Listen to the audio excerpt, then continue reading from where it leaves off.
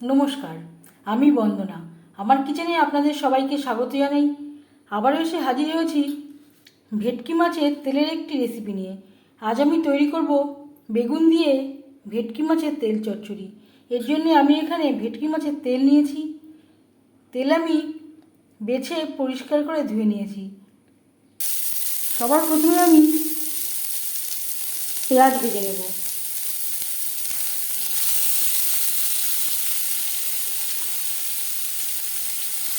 আর দিয়ে দেব কাঁচা লঙ্কা। আমি এখানে খুবই সামান্য পরিমাণে তেলের ব্যবহার করলাম, 1 চামচ মতো তেলের ব্যবহার করেছি। যেহেতু মাছের তেলের রেসিপি, খুব বেশি তেলের প্রয়োজন নেই।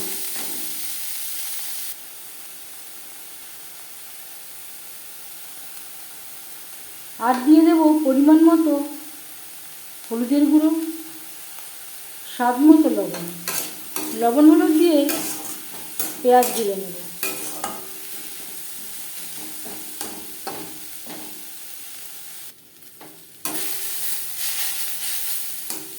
পেঁয়াজ ভাজা হয়ে গেছে, দিয়ে দেব মাছের তেল।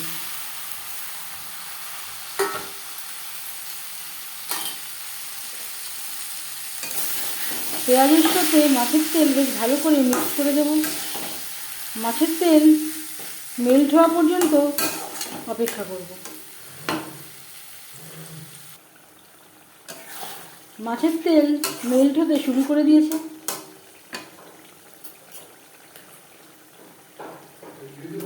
দিয়ে দেব আদা বাটা, কাঁচা লঙ্কা বাটা।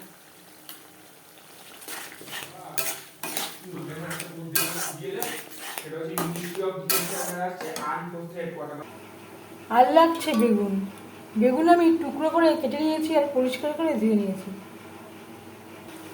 3-4 মিনিট মশলার সাথে মাছের তেল নাড়াচাড়া করে নেওয়ার পর দিয়ে দেবো টুকরো করে কেটে রাখা বেগুন।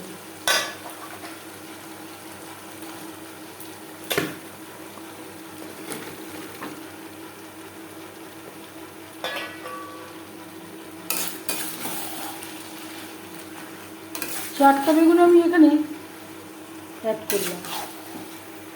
মাছের তেলের সাথে বেগুন বেশ ভালো করে মিক্সড করে দেব।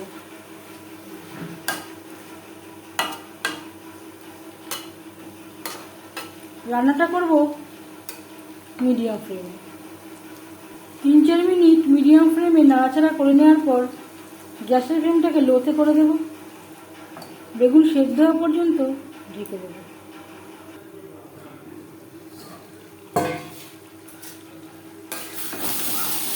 বেগুন বেশ ভালো করে সুসিদ্ধ হয়ে গেছে। এর মাঝে আমি 1-2 বার নাড়াচাড়া করে দিয়েছিলাম।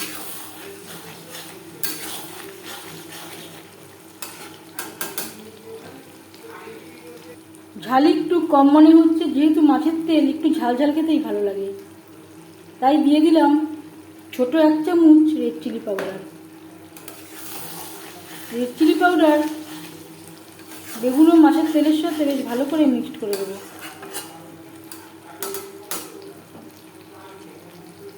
এবার যাচ্ছি ফাইনাল স্টেপে। সব শেষে দিয়ে দেবো ধনেপাতা কুচি। আমি আর গরম মশলা ব্যবহার করলাম না, আপনারা চাইলে গরম মশলা ব্যবহারও করতে পারেন। ধনেপাতায় সুন্দর একটা ফ্লেভার আছে। 1 মিনিট নাড়াচাড়া করে নেওয়ার পর গ্যাসের ফ্লেমটা অফ করে দেব।